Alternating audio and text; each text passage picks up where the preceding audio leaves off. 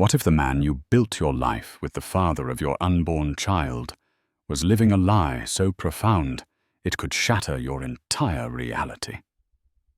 For one woman, a devastating suspicion forces her to trade her designer gowns for a dishwasher's apron in the one place she should have been. Queen her own husband's exclusive multi-million-dollar club. She went looking for the truth about a secret lover. But what she found in the searing heat of that kitchen amidst the clatter of dirty plates was a betrayal so cold and calculated it would not only break her heart, but threaten to destroy the Emma her husband had built. This isn't just a story about infidelity. It's about the moment a powerful man is brought to his knees by the one person he tragically underestimated. The air in Matteo Thorne's penthouse apartment always smelled of money. Not the crisp, papery scent of new bills, but something more abstract and pervasive. The fragrance of imported lilies, the faint clean aroma of ozone from the state-of-the-art air purifiers, and the underlying rich scent of aged leather from his custom-built library. It was the smell of a life insulated from the grit and grime of the real world, a life Matteo had meticulously constructed for himself and, by extension, for his wife, Isabella. Isabella Rossi. Now Isabella Thorne was 7 months pregnant and radiated the kind of serene beauty that artists long to capture. Her dark hair, once a wild cascade of curls, was now usually tamed into an elegant chignon. Her hands, which once bore the nicks and calluses of a girl who grew up helping in her family's bustling Italian trattoria, were now perfectly manicured, adorned with a diamond so large it felt more like a geological specimen than a piece of jewelry. To the outside world, they were the perfect couple. Matteo, the self-made real estate magnate, sharp-suited and sharper-witted, who had transformed the city's skyline. Isabella, his gorgeous, gentle wife, the embodiment of grace, soon to be the mother of the Thorne heir. Their life was a curated collection of magazine-worthy moments galas at the Met winter holidays in Aspen summers, sailing off the Amalfi coast. But lately the gilded cage had begun to feel less like a sanctuary and more like a prison. The silence in the penthouse had grown cavernous. Matteo was more distant than ever, his phone a constant glowing appendage he shielded from her view. He'd attribute his distraction to the big Westfield deal or a zoning nightmare downtown. But his excuses were wearing thin, like a favorite cashmere sweater worn one too many seasons. Isabella wasn't naive. She had grown up watching her parents navigate the beautiful chaos of a 30-year marriage, a partnership built on shared laughter, loud arguments over pasta sauce recipes, and unwavering support. What she had with Matteo felt increasingly transactional. He admired her, he desired her, he showcased her. But did he see her? The first real crack in the facade appeared on a Tuesday. Isabella was organizing receipts for their accountant, a task she insisted on doing herself, a small rebellion to maintain a connection to a more normal life. She found a credit card statement tucked into the wrong folder. It was Matteo's private account, the one he called his discretionary fund. Her eyes scanned the list of transactions, 5-figure dinners, a custom suit from Savile Row, and then a charge that made her breath catch in her throat. Cartier Fifth Avenue. $85,000. Her heart hammered against her ribs. Her birthday had been 2 months ago. Their anniversary wasn't for another 3. It wasn't a gift for her. He hadn't given her any jewelry in months, content that the engagement ring was statement enough. An icy dread, cold and sharp, pierced the warm bubble of her pregnancy. Who was he buying an $85,000 piece of jewelry for? She tried to rationalize it. A gift for his mother. No Amelia Thorne preferred antique brooches from dusty little shops in Boston. A business gift. The price was too personal, too intimate. The denial was a flimsy shield, and the truth, ugly and insistent, pushed its way through. That evening, she tried to probe gently. As they sat at their long marble dining table, picking at a meal prepared by their private chef, she swirled the water in her glass. "I was thinking," she began, her voice carefully casual. "I saw the most beautiful necklace the other day. It reminded me of the stars over Positano." She watched his face for any flicker of recognition, any sign of guilt. Matteo didn't look up from his phone. That's nice, darling. Send me a link. We'll get it for you." He hadn't even heard the nuance in her voice. He was offering to buy her a trinket, to placate her, completely oblivious to the real question hanging in the air. The purchase hadn't been a moment of weakness or a simple mistake. It was a deliberate, significant act he was hiding. The name came to her a few days later. He was on a conference call in his office, the heavy oak door slightly ajar. He was speaking in the low, charming tone he used with clients, but there was a softness to it she hadn't heard in years. "Of course, Chloe. I'll handle it personally. Just leave it to me. Yes, I'll see you Friday at the club. Chloe." The name was like a key turning in a lock. Chloe Sterling, a new art consultant he'd mentioned a month ago, someone helping him procure pieces for the lobbies of his new buildings. Isabella had met her once briefly at a gallery opening. She was everything Isabella wasn't. Sharp blonde, dressed in severe architectural clothing. She had a hungry look in her eyes, a predatory stillness that had unsettled Isabella at the time. The pieces clicked into place with sickening precision. The late nights, the shielded phone, the $85,000 secret from Cartier. Her first instinct was to scream, to throw a priceless vase against the wall, to confront him with the evidence and watch him squirm. But what would that achieve? He would lie. He would gaslight her, call her hormonal and overly emotional because of the pregnancy. He would turn it around and make it her fault. No. She needed more than a credit card statement and a name. She needed undeniable, irrefutable proof, the kind of proof that would leave no room for lies or manipulation. And she knew exactly where she might find it. Matteo's crown jewel wasn't a skyscraper. It was the Aurelian Club, an ultra-exclusive, members-only establishment in the heart of the city, housed in a restored, Gilded Age mansion. It was his personal kingdom, a place where deals were made, secrets were kept, and his power was absolute. He was hosting his annual Investors' Gala there on Friday night. It was the biggest event of the year, and he had already told Isabella it would be too much for her, in her condition, suggesting she stay home and rest. The excuse, which had seemed considerate at the time, now felt like a calculated move to keep her away. He wanted her out of sight so he could parade his mistress in her place. The sheer audacity of it stole her breath. He wasn't just cheating. He was flaunting it in his own sanctuary.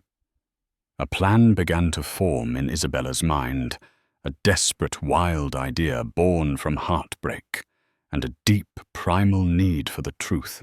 Her family hadn't just owned a trattoria. Her uncle Matteo was a renowned chef who had helped design the kitchens for half the high-end restaurants in the city, including the Aurelian Club. The head of catering, a woman named Maria, owed her career to Uncle Matteo. Isabella picked up her phone, her hand trembling slightly.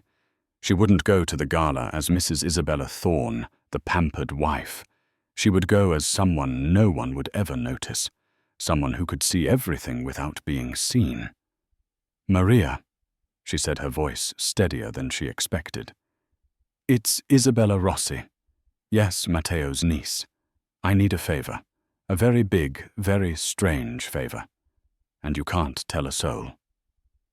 The back entrance of the Aurelian Club smelled of bleach, hot grease, and the frantic energy of a kitchen in the throes of a major event.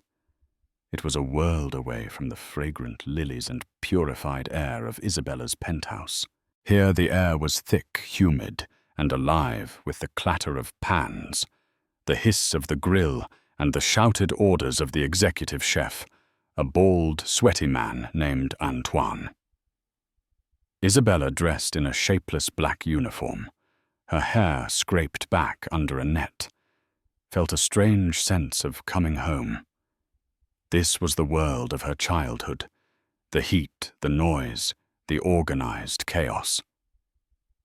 But the circumstances were a nightmare. Her swollen belly pressed uncomfortably against the starchy fabric of her apron. Her back ached. Her hands, soft and smooth just yesterday, were already raw from the harsh detergent in the dishwashing station. Maria had been shocked by the request, but out of loyalty to Isabella's uncle had agreed. She'd created a paper trail for a new temp agency hire named Bella, assigned to the scullery for the night. "Keep your head down, honey," Maria had whispered, her eyes full of pity. "No one looks at the dishwashers." For hours, Isabella worked in a trance. She loaded racks, felt the searing steam of the industrial washer blast her face, and unloaded plates still hot to the touch. Each plate that came back was a ghost from the party happening just a few dozen yards away. Some were smeared with remnants of caviar, others with a raspberry coulis that looked like blood. She saw the lipstick stains on the champagne flutes, perfectly outlined mouths of women laughing and celebrating, oblivious to the drama unfolding in the club's underbelly. She was invisible, just as she'd planned. Staff scurried past her, their minds on their tasks, their eyes seeing only a uniform, a pregnant belly, and a pair of hands plunging into greasy water. The anonymity was both a relief and a profound humiliation. She was the wife of the man who owned this entire building, yet here she was, scrubbing the remnants of his success off cheap ceramic. Around 10 p.m., the main courses were being cleared. The noise from the ballroom swelled every time the kitchen doors swung open, a wave of music laughter and the low hum of powerful people congratulating each other. Isabella's heart pounded with a mixture of fear and resolve. It was almost time. A waiter burst through the doors, his face flushed. "Chef table 7. Mr. Thorne's table. They need more of the truffle risotto. And Mr. Thorne is asking why the Dom Perignon isn't being poured fast enough. He's on his way back here." Isabella's blood ran cold. "He's coming here." She flattened herself against the dishwashing unit, her body shielded by a mountain of dirty racks. She turned her face away, praying the hairnet and the shadows would be enough. Her hands were submerged in the murky water, her knuckles white. The swinging doors flew open again, and this time it was Matteo. He strode in like a conquering general, his tuxedo tailored to perfection, his face a mask of irritation. "Antoine," he boomed, his voice cutting through the kitchen clamor. "What is the hold-up? My investors are drinking vintage champagne, not tap water. And the risotto." He stopped mid-sentence, his eyes sweeping across his domain, snagged on something out of place. A familiar profile. A pregnant silhouette that was deeply, jarringly wrong in this setting. He took a step closer, his expression shifting from anger to utter disbelief. "Isabella." The name was a choked whisper. Isabella froze. Slowly she pulled her hands from the water droplets, clinging to her red, chapped skin. She turned to face him, her eyes meeting his across the steamy, chaotic kitchen. The silence that fell around them was more deafening than the previous noise. Every cook, every waiter, every busboy suddenly found a reason to be still, their eyes darting between the millionaire owner and the pregnant dishwasher, who was impossibly his wife. "Matteo," she said, her voice flat, devoid of emotion. For a moment, he looked utterly lost. His brain seemed to short-circuit, unable to reconcile the two images, his elegant wife, the lady of the penthouse, and this woman in a menial uniform, her face smudged with grime. Then the disbelief curdled into a dark, potent fury. This wasn't about her.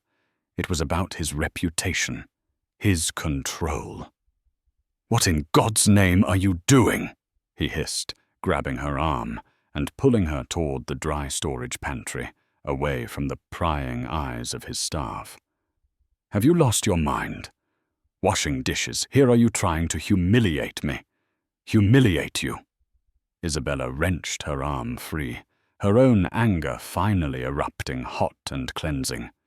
"You want to talk about humiliation, Matteo? This is insane." He seethed his voice, low and venomous. "You're pregnant. You should be at home resting.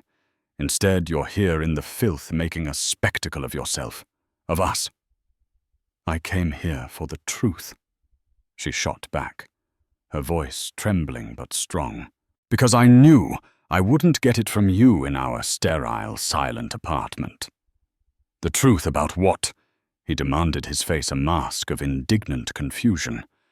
"That I'm working myself to the bone to provide you with a life you could only dream of."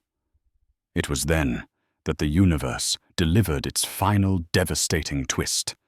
The pantry door was propped open a few inches, offering a sliver of a view into the main hallway leading from the ballroom to the restrooms. At that precise moment, a woman walked past, laughing, her head thrown back. She was tall, blonde, and wearing a stunning blood-red dress that clung to her like a second skin. It was Chloe Sterling. Matteo, his back to the door, saw nothing, but Isabella saw it all. She saw the predatory smile. She saw the possessive way Chloe touched the arm of the man she was with. And she saw the cascade of diamonds glittering around her neck. It was an unmistakable piece, a delicate platinum chain from which dangled a cluster of diamonds arranged to look like a constellation. It was brilliant, expensive, and unique. Isabella knew its design intimately. She had seen it on the Cartier website after finding the receipt. Its name was the Starlight Serenade, and it was hanging around his mistress's neck. Here, in his club, on display for the entire world to see, except for the one person who mattered most. The fight went out of Isabella. The anger, the adrenaline, it all drained away, leaving behind an emptiness so vast it felt like a physical wound. She looked at her husband, at his handsome, furious face, and she felt nothing but a profound, sorrowful pity. He wasn't just a liar. He was a fool. He was still ranting, his voice a low growl. To destroy everything I've built over some hormonal fantasy, some paranoid delusion. "Stop," Isabella said. Her voice was quiet, but it sliced through his tirade with the finality of a guillotine. He fell silent, taken aback by her sudden calm. She looked past him through the crack in the door at the spot where Chloe had just been.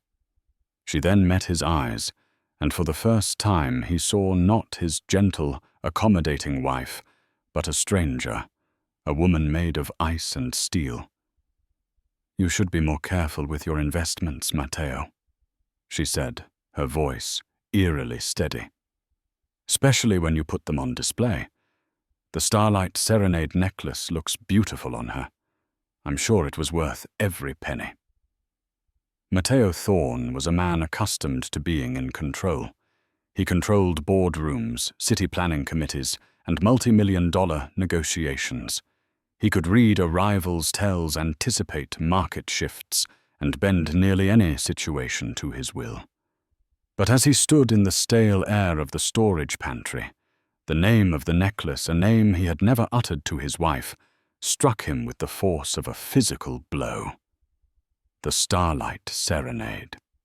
He had no defense, no lie, no deflection. No amount of blustering could explain how she knew that name. His mind, usually a fortress of calculated responses, became a chaotic mess of denial and panic. He stared at her, his mouth slightly agape, the angry retort dying on his lips. Isabella watched him, her expression unreadable. She had him. The proof wasn't just a receipt anymore. It was the chilling specificity of her knowledge. She had seen it. I don't know what you're talking about. He stammered the words, sounding weak and pathetic, even to his own ears. It was the last desperate lie of a guilty man. Isabella gave a small, humorless smile. Don't you, Cartier? 5th Avenue. A week ago, Tuesday. An $85,000 charge on your discretionary account. For your art consultant, Chloe Sterling, the blonde in the red dress who just walked by. Each detail was a nail hammered into his coffin. He felt the blood drain from his face. The heat of the nearby kitchen seemed to vanish, replaced by an Arctic chill. He was exposed utterly and completely by the wife he had so carelessly dismissed as docile and oblivious. He reached for her, his hand trembling. Isa, listen to me. It's not what you think. It's complicated. No, it's not, she interrupted, taking a step back away from his touch. It's painfully simple. You lied, you cheated, and you disrespected me in the most profound way imaginable. You brought her here into our life wearing a gift you bought with our money. She looked down at her own hands at the massive diamond on her finger. This ring. What is it, Matteo A. down payment? A retainer fee for services rendered. The words stung more than any accusation of infidelity. She was questioning the very foundation of their relationship, and he knew with a sickening certainty that she was right to do so. Let's go home, he pleaded, his voice cracking. We can talk about this at home, not here. His mind was racing, calculating the damage. He needed to get her out of the club before she made a scene, before this spiraled into a public spectacle.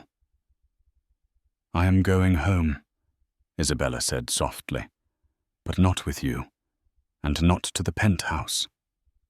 Before he could process her words, she walked out of the pantry. She didn't look back at the gaping stares of the kitchen staff. She moved with a purpose he had never seen in her before.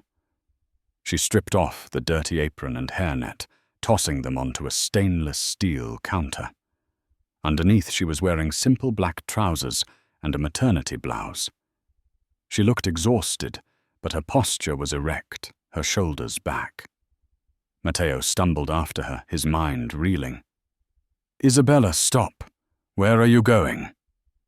She ignored him, walking straight through the chaos of the kitchen and out of the back service door into the cool night air of the alley. The city sounds a distant siren. The hum of traffic rushed in. Parked by a dumpster was a modest sedan, a stark contrast to the line of limousines and luxury cars at the front of the club. The passenger door opened, and Isabella's younger sister Sophia got out. Her face was tight with worry and anger. Sophia, a fiery, no-nonsense lawyer, had never fully trusted Matteo. She saw the condescension behind his charm, the possessiveness he disguised as protection. She shot Matteo a look of pure contempt before wrapping a protective arm around Isabella. I've got you, Sophia whispered, guiding her sister into the car. It's over. Isa, please, Matteo called out, his voice desperate. He felt a crowd of his own employees watching him from the doorway. His humiliation was now complete. He was losing control in front of the very people he paid to obey him. Don't do this. Think about the baby. Isabella paused before getting into the car. She turned, her face illuminated by the harsh glow of the security light. The serenity was gone, replaced by a clarity that was terrifying to behold. "Oh, I am Matteo," she said, her voice carrying across the alley. "For the first time in a long time, I'm thinking very clearly about my baby, and I will not raise my child in a house built on lies. I will not teach my son or daughter that love looks like this." She got into the car without another word. Sophia slammed the door, got back into the driver's seat, and peeled out of the alley, leaving Matteo Thorne standing alone amidst the stench of garbage and the ruins of his perfect life. He stood there for a long time, the sounds of his own gala, the music, the laughter drifting from the front of the building like a mocking echo. He had entered his club tonight as a king. Now he felt like a beggar. He had been so sure of his power, so confident in his ability to manage his separate lives. He had viewed Isabella's pregnancy as the final piece of his dynasty, and Chloe as a thrilling, consequence-free diversion. He had underestimated Isabella at every turn. He had mistaken her kindness for weakness, her quiet nature for passivity. He never imagined she possessed the strength or the cunning to orchestrate such a devastating reveal. She had not only discovered his secret, she had chosen the time and place of its exposure with the precision of a master strategist, ensuring maximum impact. She had confronted him on his own turf in the engine room of his empire, turning his kingdom into the stage for his downfall. Slowly, he turned and walked back inside his movements, stiff and robotic. He had to return to the party. He had to smile, shake hands, and pretend that his world hadn't just been shattered by a pregnant woman in a dishwasher's apron. As he pushed through the swinging doors, a waiter rushed up to him holding a silver tray. "Mr. Thorne, a message for you." On the tray was a single, perfect white lily, the kind he had delivered to the penthouse every week, and a small, velvet-lined box. Matteo opened it with numb fingers. Inside was her engagement ring. The massive diamond caught the light, refracting it into 1,000 tiny, brilliant shards, each one like a piece of his broken life. The penthouse, once a symbol of Matteo's soaring success, felt like a mausoleum. The silence was absolute, broken only by the faint hum of the city far below. Isabella's scent, a soft, clean fragrance of vanilla and chamomile, was already fading, replaced by the sterile smell of his own hollow victory. He had the penthouse, the club, the empire. He had lost the one thing that had made any of it feel real. For 2 days, he existed in a fog of whiskey and regret. He cancelled meetings, ignored calls from his frantic assistant, and replayed the scene in the alley over and over in his mind. Isabella's final words echoed in the empty rooms. "I will not raise my child in a house built on lies." His attempts to reach her were futile. His calls went straight to voicemail. His texts remained unread. He sent a torrent of flowers to her sister's apartment, all of which were promptly returned to the florist. He even drove to Sophia's building, but the doorman, clearly under strict instructions, refused him entry with cold professionalism. He was locked out not just from Isabella's life, but from the life of his unborn child. On the 3rd day, the fog of self-pity was pierced by a shrill, insistent ringing. It was Chloe. He had been ignoring her calls, but now he answered a cold anger, beginning to replace his grief. Matteo, darling, finally. Her voice was a breathy purr, laced with feigned concern. I've been so worried. You disappeared from the gala, and your phone's been off. Is everything all right? No Chloe, he said, his voice flat. Nothing is all right. Was it Isabella? She asked, a note of triumph in her tone. Did she make a scene? I told you she was unstable. It's the pregnancy hormones, darling. She's trying to manipulate you, to trap you. Her words, meant to be comforting, now sounded transparently manipulative. He pictured her in the red dress wearing that necklace, a trophy she had goaded him into buying. He had told her it was too extravagant, too risky. But she had insisted, flattering his ego, telling him a man of his stature should be able to spoil the woman he truly desired. She knew about the necklace, Chloe, he said, cutting through her performance. She knew its name. There was a beat of silence on the other end of the line. What? How is that possible? That's what I'd like to know. Matteo said, the first seeds of a darker suspicion being planted in his mind. I never told her. Did you post a picture? Tell a friend? Of course not. Chloe's voice was sharp, defensive. I've been perfectly discreet. You're the one who has to go home to her every night. The conversation went nowhere. Chloe played the victim skillfully, turning his accusations back on him, painting Isabella as the villain. But for the first time, Matteo was listening not with the ears of a besotted lover, but with the cold calculation of a businessman who senses a bad deal. Something was wrong. The narrative wasn't adding up. The truth came from an unexpected quarter. His business partner and oldest friend, David Chen, showed up at the penthouse unannounced. David was the pragmatic, cautious half of their partnership, the numbers guy who had always been the anchor to Matteo's high-flying ambition. He found Matteo unshaven, surrounded by empty glasses, the spectacular view of the city ignored behind him. Good God, Matteo, David said, his face etched with concern. I've been trying to reach you for days. What happened? Matteo finally broke, pouring out the whole sordid story. The affair.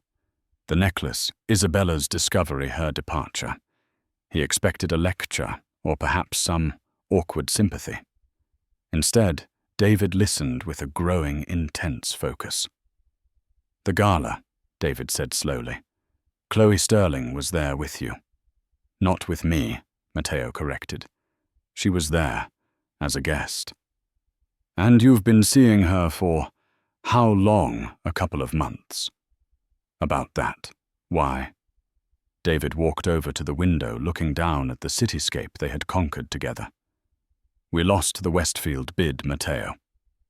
Matteo blinked the news, barely registering through his personal turmoil. The Westfield Tower was supposed to be their magnum opus, a legacy project. How our bid was perfect, aggressive but secure. No one could have beaten it. Someone did, David said, turning back to face him. Sebastian Vance. Sebastian Vance was their arch-rival, a ruthless developer with a reputation for corporate savagery. Vance always seemed to be one step ahead, anticipating their moves with uncanny precision. Vance's final bid came in at the last possible second. David explained, his voice grim.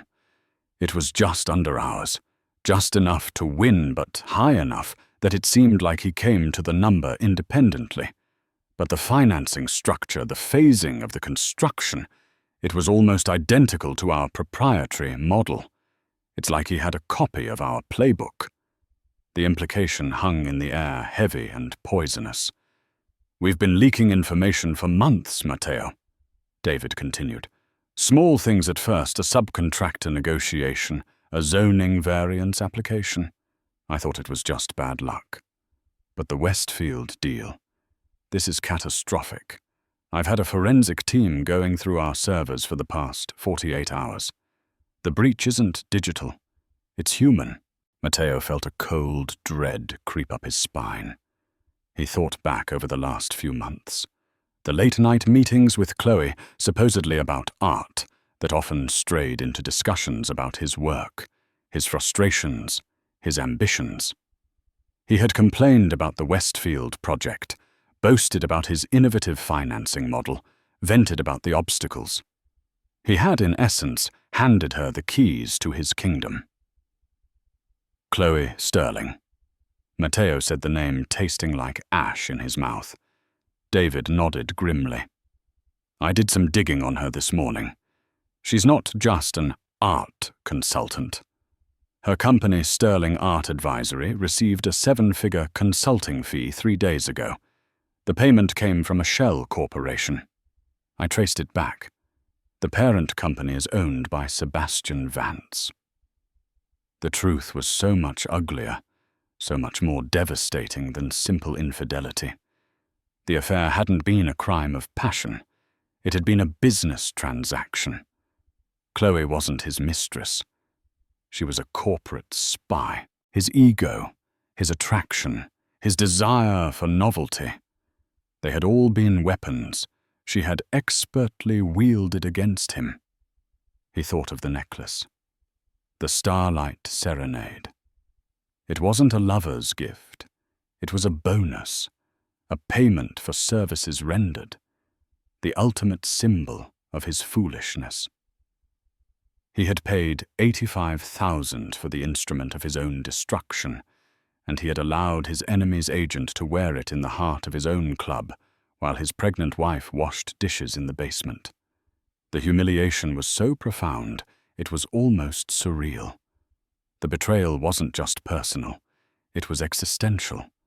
Isabella had left him because he was a liar and a cheat. But the professional ruin, that was all his. He had betrayed his own company, his partner, his employees. He had been so blinded by a pretty face and a clever line that he had jeopardized everything he had ever worked for. What do we do? Matteo asked, his voice a hoarse whisper. He was no longer the king of the city. He was just a man in a room, his life and his company crumbling around him. David's expression was hard as granite. First, you pull yourself together. The man I built this company with is not a victim. He's a fighter. Second, we go on the offensive. We'll get lawyers, investigators. We'll expose Vance and Sterling for the corporate pirates they are. It will be ugly, and it will be public. He paused, his gaze softening slightly. But before any of that, you need to figure out what's actually important, Matteo. Because from where I'm standing, you didn't just lose a deal. You lost everything that matters. David was right. The battle for his company was just beginning. But the war for his soul, for the family he had so carelessly thrown away, seemed already lost. He looked around the silent, opulent penthouse, and for the first time he saw it for what it was, a beautifully decorated empty box. The aftermath was not a quiet reckoning, but a public crucifixion. Matteo and David's lawsuit against Sebastian Vance and Chloe Sterling ripped through the city's elite circles like a shockwave.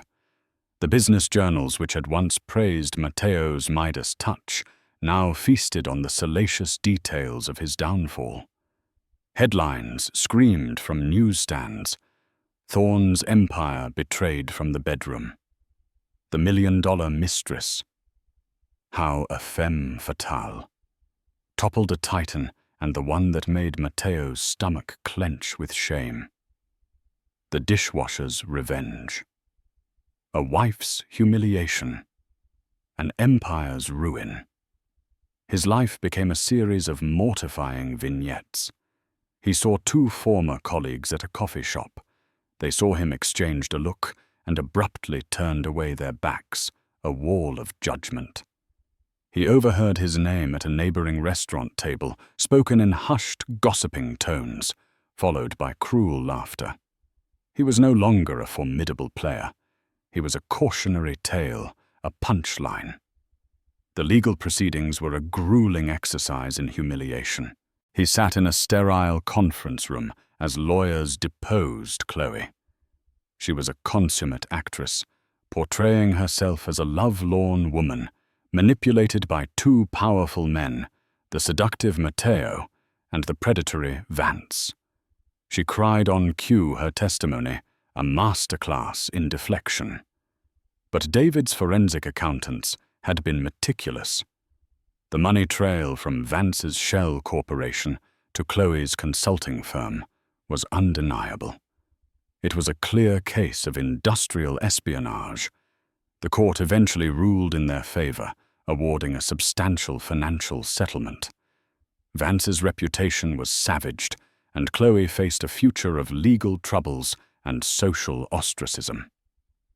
But for Matteo, the victory tasted like ash. Every dollar of the settlement felt like blood money, a compensation for his own monumental foolishness. The Westfield Tower, his dream project, was now in the hands of his rival, a permanent monument to his failure. The soul of his empire. The Aurelian Club was dying. It had become toxic, a place tainted by scandal. The hushed, exclusive atmosphere was replaced by a morbid curiosity. People came to whisper and point at the pantry where the confrontation had allegedly happened. Memberships were cancelled in droves. The laughter and clinking glasses that once signified power now sounded like a death rattle. With a heavy heart, Matteo put it up for sale. He walked through its empty gilded halls one last time, the silence mocking him with memories of his own hubris.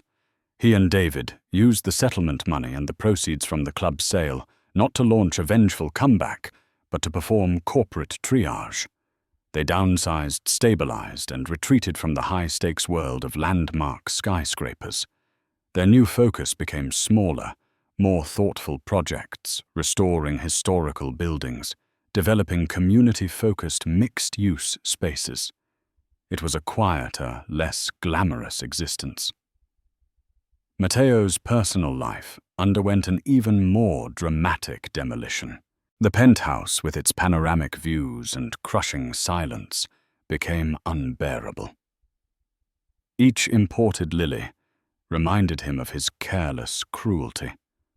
Every piece of designer furniture felt like a prop from a life he no longer recognized.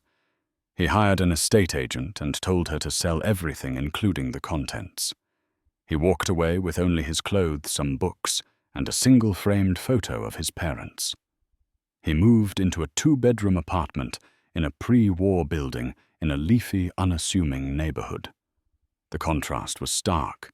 Instead of a silent elevator whisking him to a private foyer, he now heard the cheerful chatter of his neighbors in the hallway.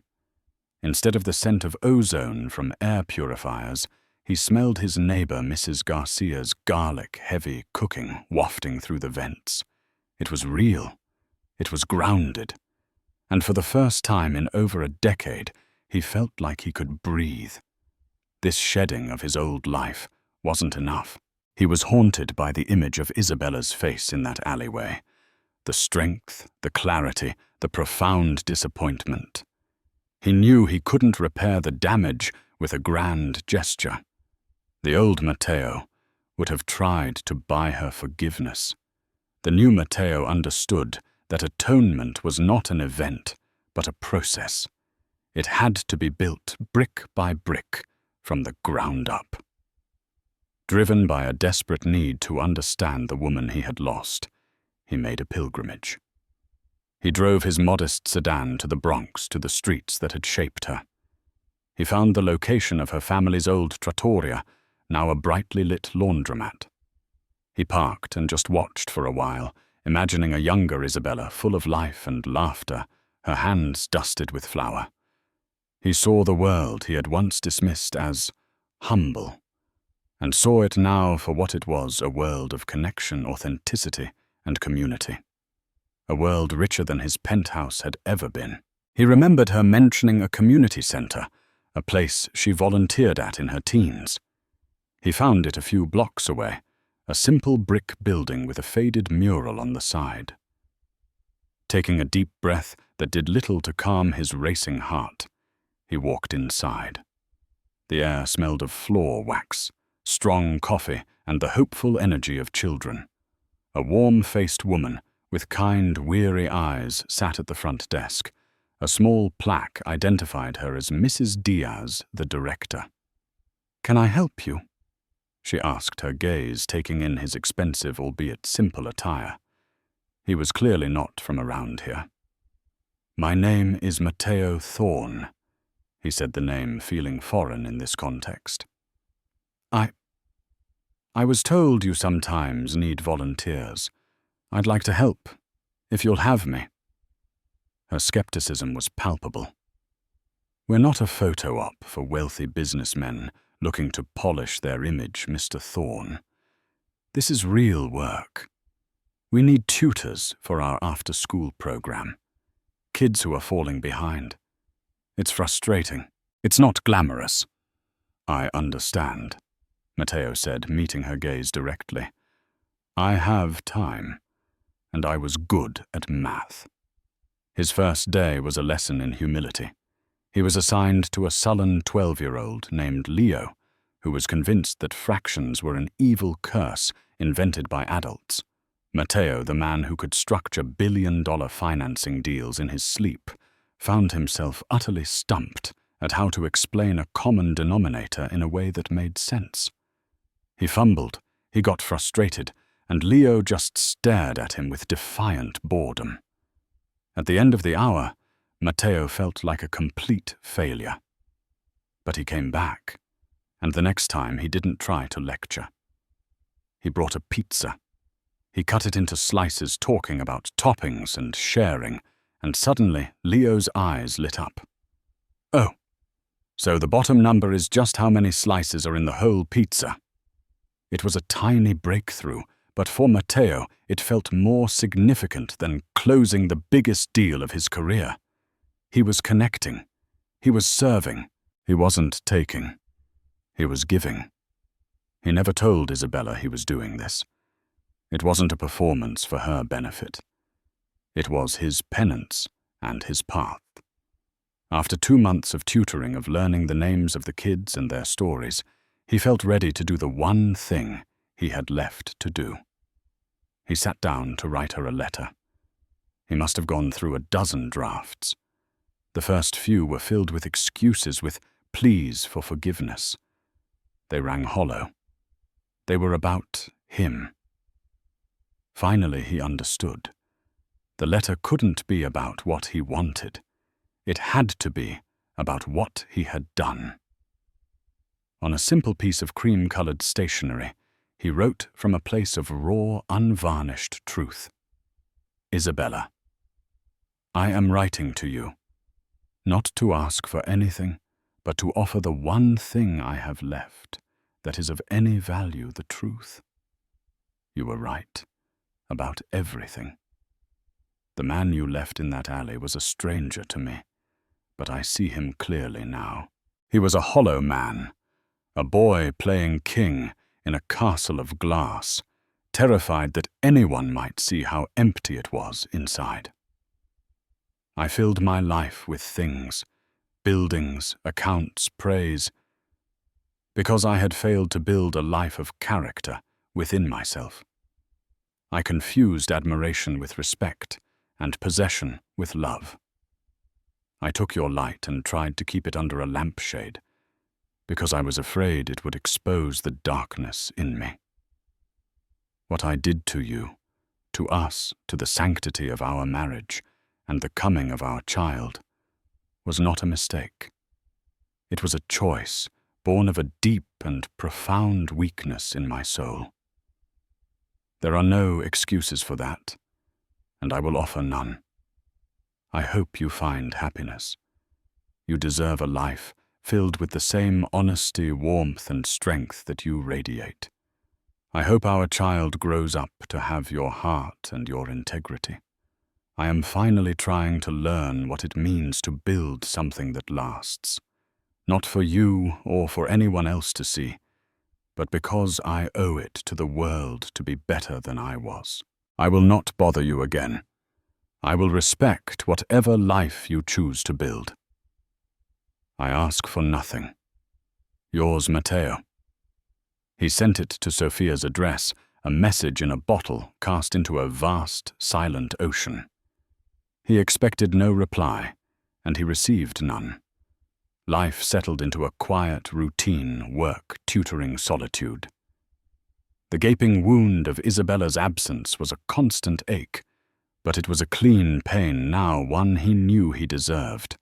Then on a crisp October evening, as he was grading a practice essay on The Great Gatsby, his phone vibrated. An unknown number. His breath caught. "Hello. Matteo."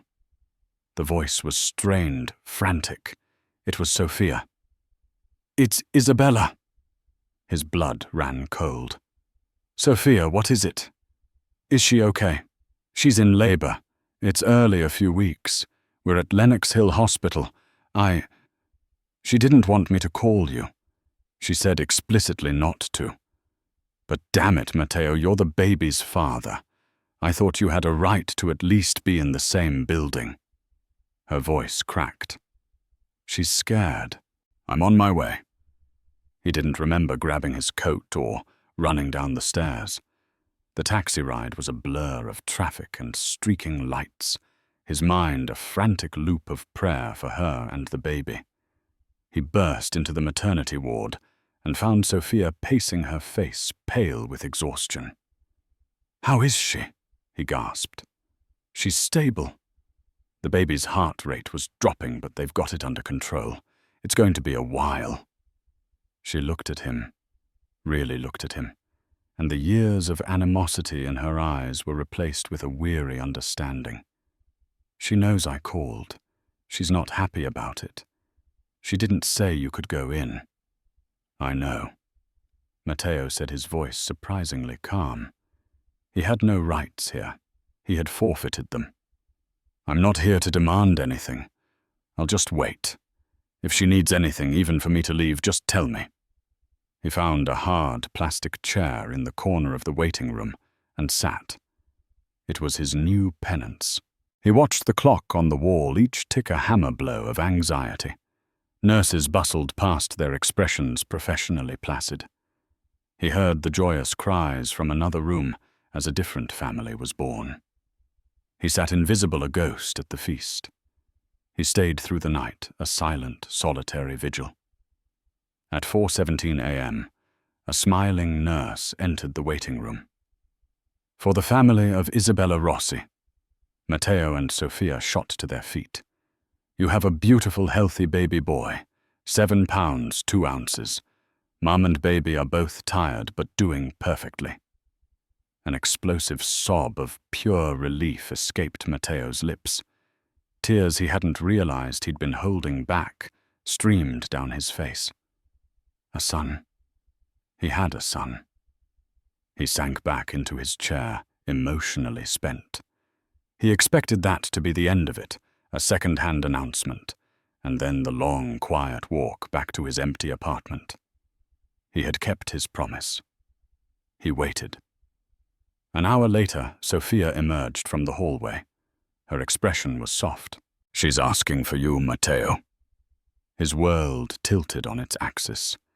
He followed her on unsteady legs, his heart pounding a deafening rhythm against his ribs.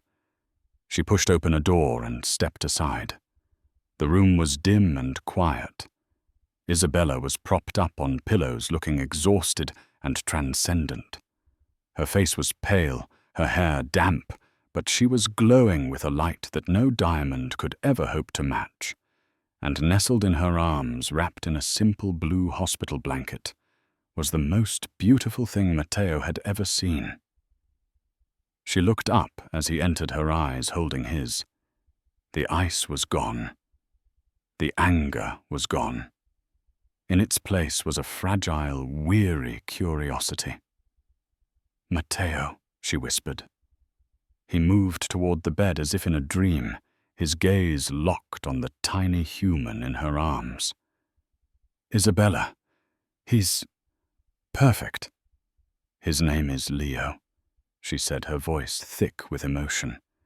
"It means lion, for strength." She looked from her son's face to his. "I got your letter. Sophia told me about the pizza."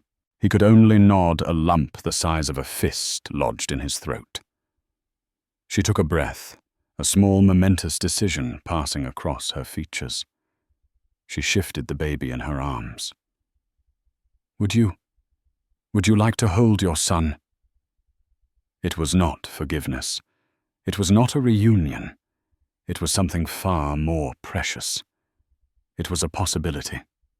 A single fragile thread extended across a chasm of his own making. With hands that trembled, Matteo Thorne, the man who had built towers of glass and steel, reached out and took the small, warm bundle.